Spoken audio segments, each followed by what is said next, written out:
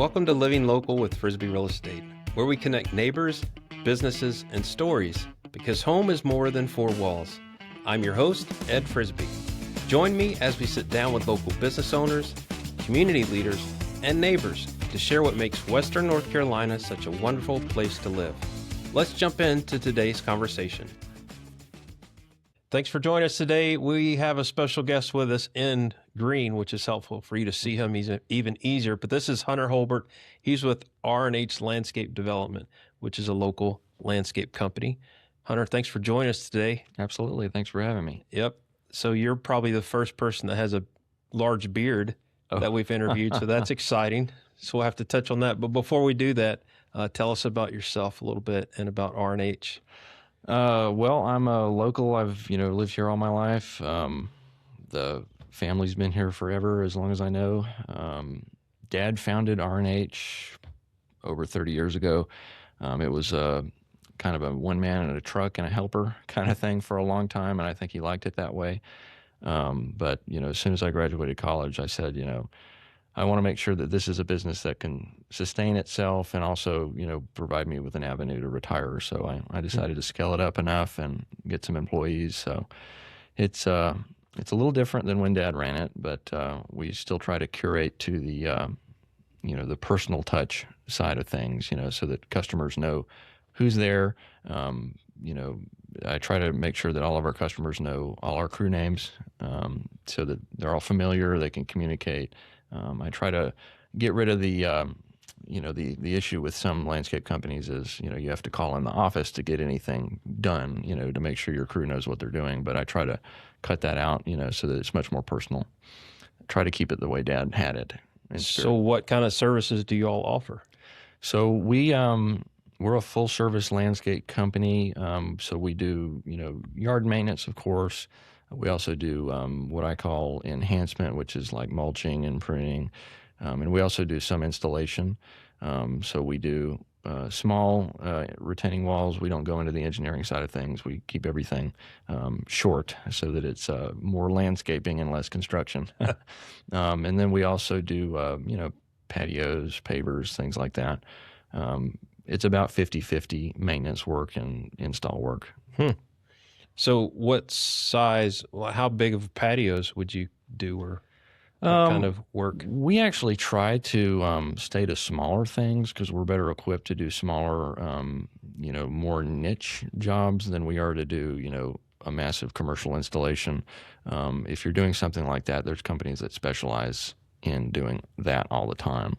But our equipment is on the smaller end, and we tailor mostly to homeowners. So if they're doing like a patio around their house or, a small driveway or anything like that. Outdoor kitchen? Yeah, we could do that. That's not something we normally do, but, that's certainly something we could work in. We fire pit? I mean, those kind of things. Oh, yeah, fire pits. Right. Yeah, we do a lot of those. Huh. I've always envisioned a fire pit it's not cobblestone or brick, but some kind of material like that. Oh, yeah. They've got a lot of prefab things that honestly look really good. And they come built in with, the metal grates and everything. Oh. And they really look quite natural. And they most things aren't natural stone now. It's, some kind of prefab concrete or something like that. But there's a ton of things. And it's really amazing what they've done with some of that engineered material in the past 10 years. Right.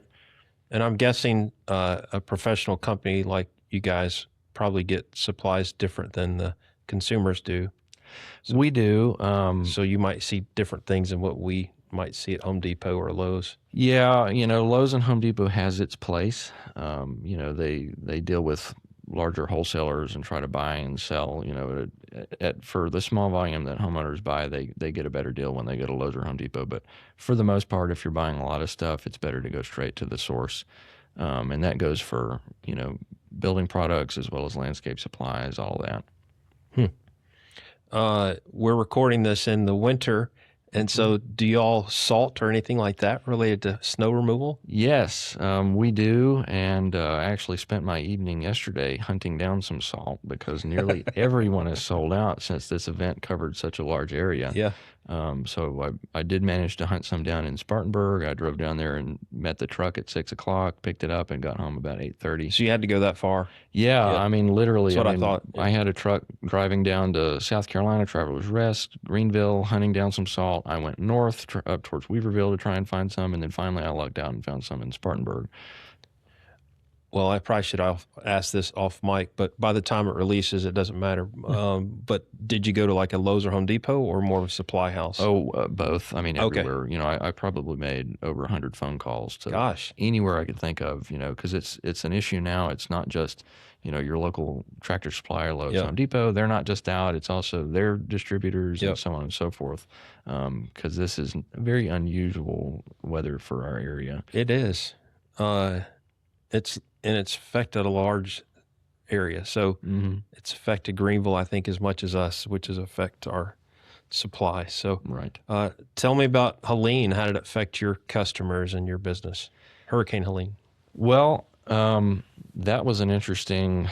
The first week was very interesting, and then about a month after that, it was just nothing but storm cleanup. But the initial week, it was, you know, first making sure that we could get out, you know, from our shop. I think we had close to 50 trees fall down where our shop is. Wow. So those had to be cleared off the driveway so we could get our equipment out. Our employees, luckily, you know, our employees are halfway equipped to get themselves out. So they had to get themselves cut out or, you know, shoveled out or whatever they had to do. But literally within a day of the event happening, as soon as we could get out, we were out with our tractors and everything trying to get people dug out of their driveways. I mean, mudslides and cut out of their driveways, trees and everything. And the tree cleanup, I mean, it took us a solid month of nothing but cleaning up trees. And we kind of postponed all of our other work. You know, I had to send out notice to all our customers saying that, you know, we have to postpone everything that we normally do just to take care of people. And then, I mean, we've still been doing Helene cleanup and restoration. You know, we just did one of our last major restoration jobs a month ago, 2 months ago, something like that. And we're over a year out. Yes, and it's going to be a while before everything's back to you know, normal. Wow. So how many people do you have that work for you? I've got 5 employees. Okay. And it's myself and my dad are the owners. Well, actually 6 employees. We have an office assistant now. Nice. My wife has taken on some of those duties, which greatly helps me out, so I can spend more time running the business and, you know, sending out bills and that. So another thing you do that I've seen you, I know you through church, is playing the violin, and you're a quite accomplished player. So how long have you played the violin? So I started in the 2nd grade. Oh. Henderson County is well funded by some private funds that kind of supplement the public school as far as the string program. Usually you don't see a string program. You're lucky if you see a string program in middle school and high school, but they actually had one in the elementary schools when I began. So I was fortunate to start in 2nd grade. You know, and you can get so far on public school, you know, big classroom setting teaching before you really need private lessons. And then I got, you know, private lessons, and then I ended up going to college at Appalachian State and got an undergraduate in violin performance and also got my master's in the same. Huh. So have you done anything with the violin since then, or stayed in the area the whole time? Well, as soon as I graduated, I spent a year down in Morganton. That's where my wife's from. And actually that was when I was working on my master's. And then we moved back up here. I made a decision, you know, pretty early on after I started finishing up my master's, because I graduated with the master's right during COVID. So it was not a good time to graduate and go out and audition at places, because there were virtually no orchestras having auditions. You couldn't get jobs, you know, and I knew that if I did that, it would be a long run before I could get actually to where I was funding myself.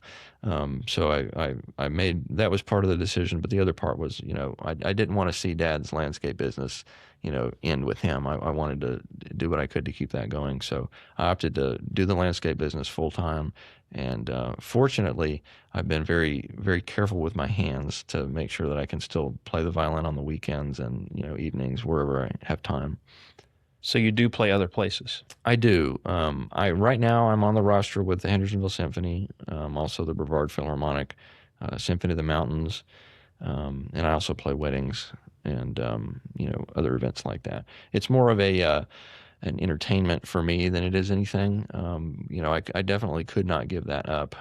It's a deeply instilled part of me, and I try to keep it going as much as I can. So when you said you're on the roster, does that mean you always play, or you have the option to be a part of and play? So with symphonies, what they do is, they have rostered musicians, and then they have sublist musicians, which are like, if what they'll do at the beginning of every season is they'll send out a list of dates, and you send in your availability, and then the manager decides who's available and who can play which concerts. Ideally, the rostered musicians cover everything. I see. However, if they have conflicts, they've got sublist musicians that they call in to fill in for those positions. Got it. Mm-hmm. So layman's term, you're, you're the front line. Right. Yeah. Choice A. Yeah, that's right. the idea. Got it. Mm-hmm. Roster just sounds more professional. Yeah, yeah. I suppose so.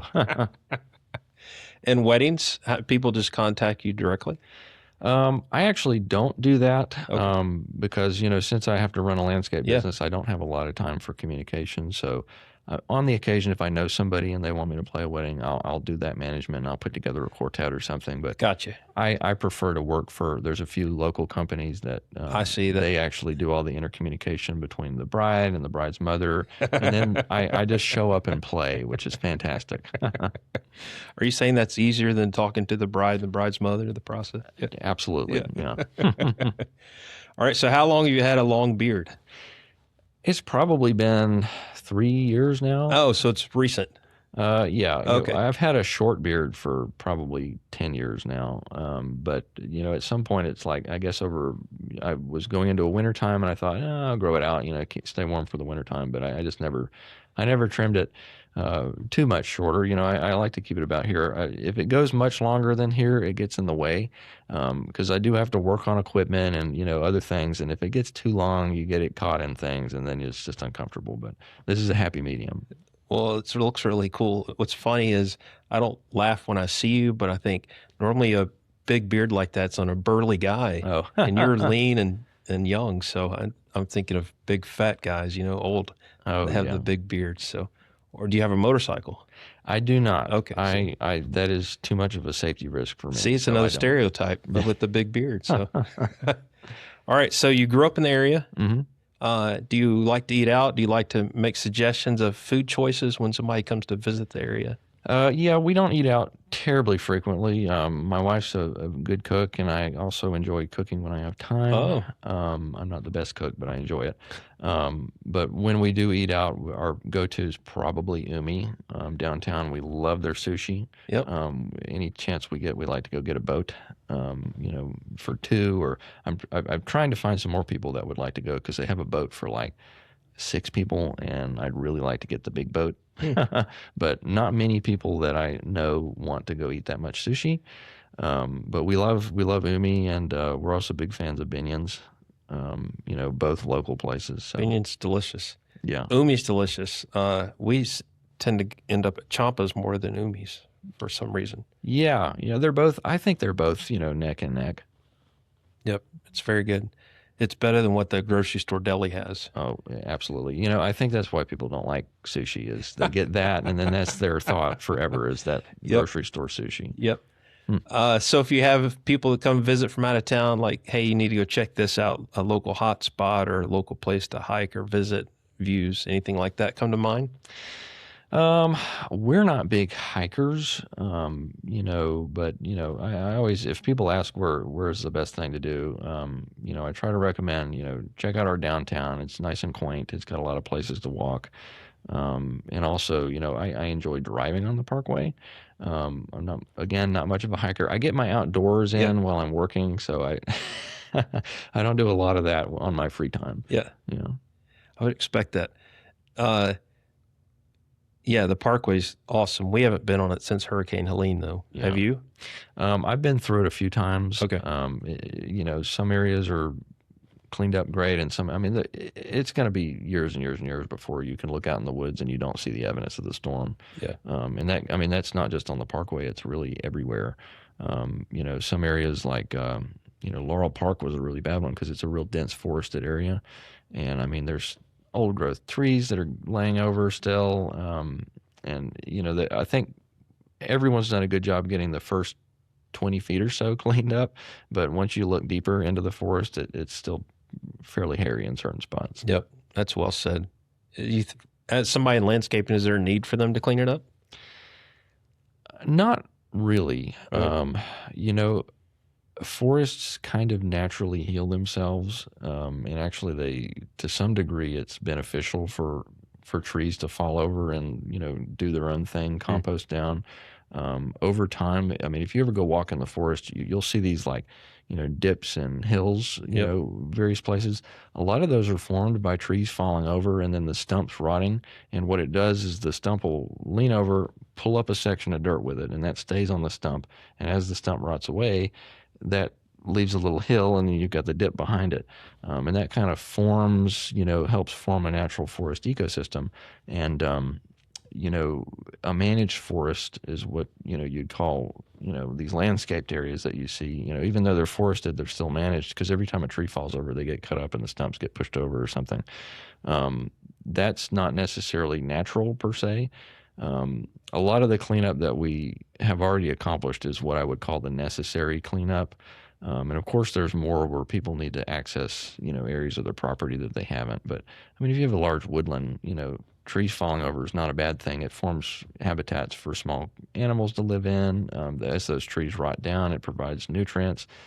So it's really not paramount unless it's, blocking access to somewhere. That's a lot of information. It's good information. All right, Hunter, we're winding down, but I always like so we started something new recently. I don't know if you've seen it, but it's a little game we call Finish the Lyric. Oh, boy. Which, as I'm thinking, I like to sing, so it's easier for me to remember a tune than to remember words. Mm-hmm. And I'm curious, you as a violin player, if you even know words versus just the tune. So it depends. Okay. Are you pretty good with lyrics? Actually, probably not. I think that's why I play, is because I can't remember things. All right. So we have a couple of categories here.